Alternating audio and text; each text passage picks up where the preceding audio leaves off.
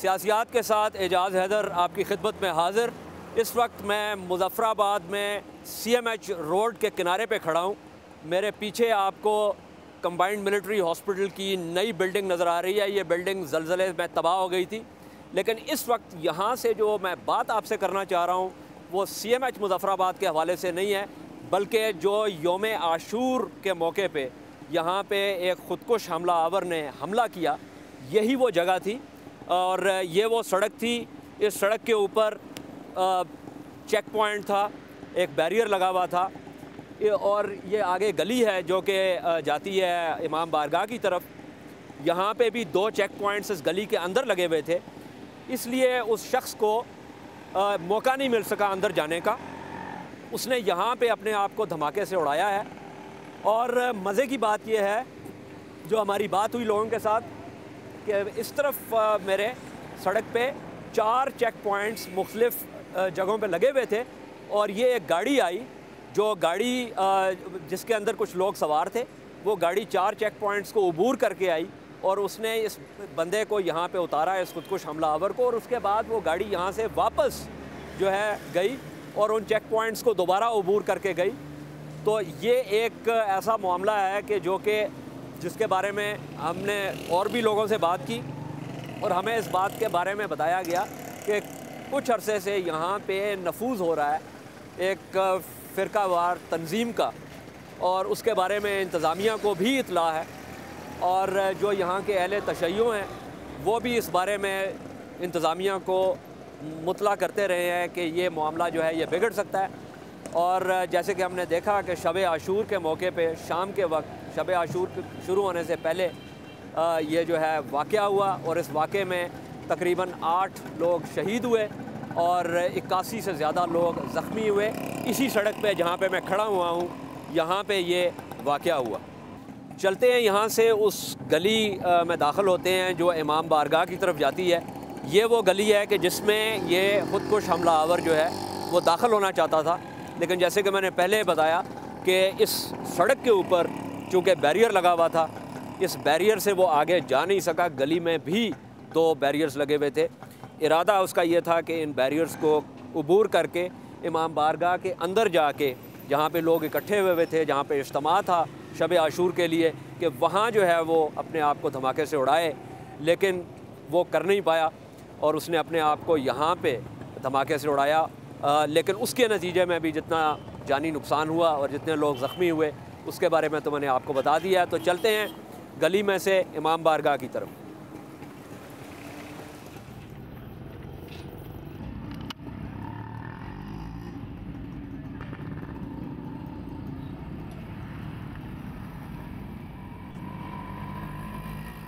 जिस गली का मैं ज़िक्र कर रहा था वहाँ पे खड़े हुए हैं। उस पहले आपको दिखाया कि यहाँ पे बैरियर्स कहाँ कहाँ लगे हुए हैं। मेरे पीछे इमाम बारगाह है और ये गली जो है ये बंद गली है और इसको मैं इस्तारे के तौर पे इस्तेमाल कर रहा हूँ।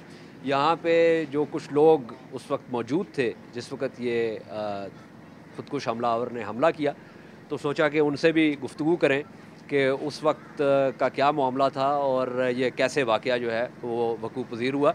हमारे साथ यहाँ पे मुबारक अली काज़मी साहब खड़े हुए।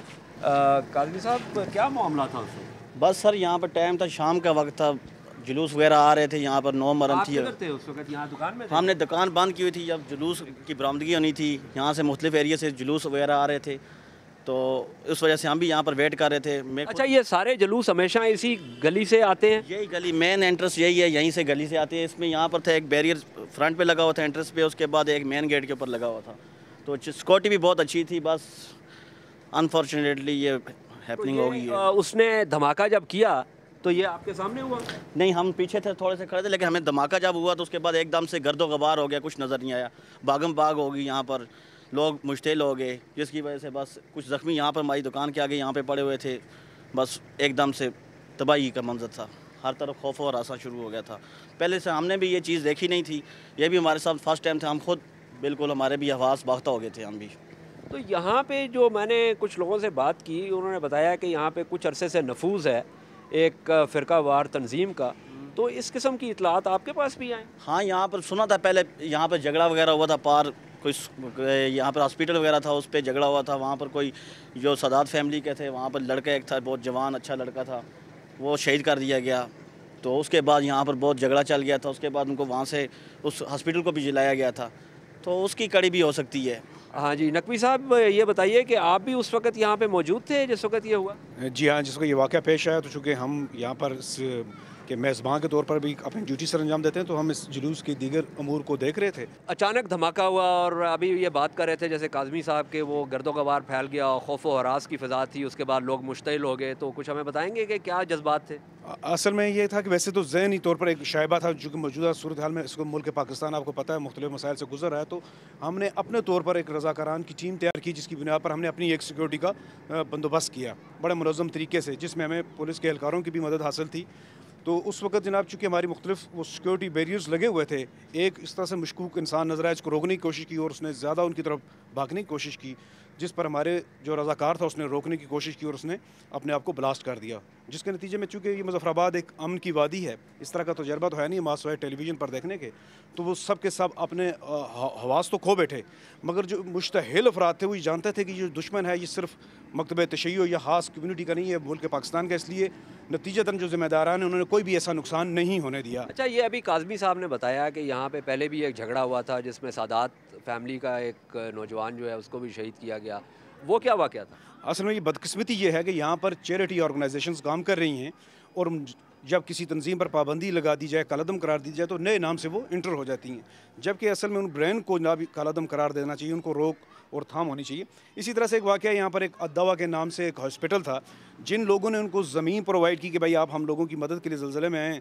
इत्तफ़ाक़ की बात यह है कि वो जो जैसे जहाद होता है फ़ी सबीलिल्लाह, वो फ़िल अर्ज़ बन गया और ज़मीन के तनाज़े पर उन्हीं जो मालिकान है उन्हीं का बेटा जिसने FSC के एग्ज़ाम दिए हुए थे और उसका रिज़ल्ट उसके शहीद होने के कुछ दिन के बाद आया और वो शहीद हो गया यहाँ। तो फिर इसका मतलब है इस तरह की तंजीमें यहाँ काम कर रही हैं? जी, बदकिस्मती से इस मुज़फ़्फ़राबाद के अंदर हम असल में जो है वो मैसेज गलत देते हैं। हर एक को ये कहते हैं भाई कि जो भी काम कर रहे हैं हम हिंदुस्तान से नफ़रत की बिना पर कर रहे हैं, अपनी वतन की मोहब्बत की बिना पर कोई काम नहीं हो रहा।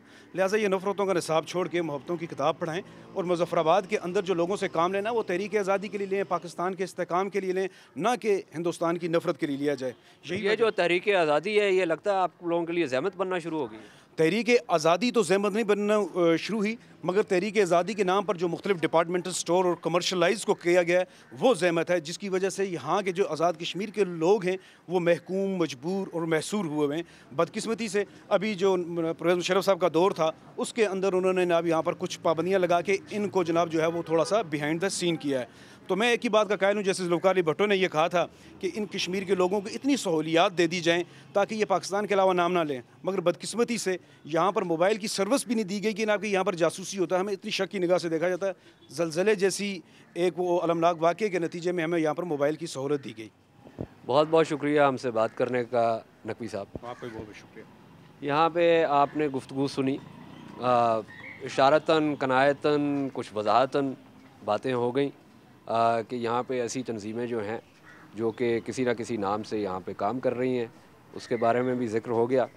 तो लगता कुछ ऐसे है कि जो वाक़या यहाँ पे हुआ उस वाक़े की कड़ियाँ जो हैं वो इन तंजीमों के साथ शायद जाके मिलती हैं। ये एक अलहदा बात है कि इस मामले की तहकीक करना तहकीकाती एजेंसीज़ का काम है और यहाँ के लोग इस चीज़ का इंतज़ार कर रहे हैं कि वो तहकीकाती एजेंसीज़ जो हैं वो किस वक्त अपना ये काम मुकम्मल करेंगी और इस वाक़े के मुजरिमान को कैफ़रे किरदार तक पहुँचाएँगी।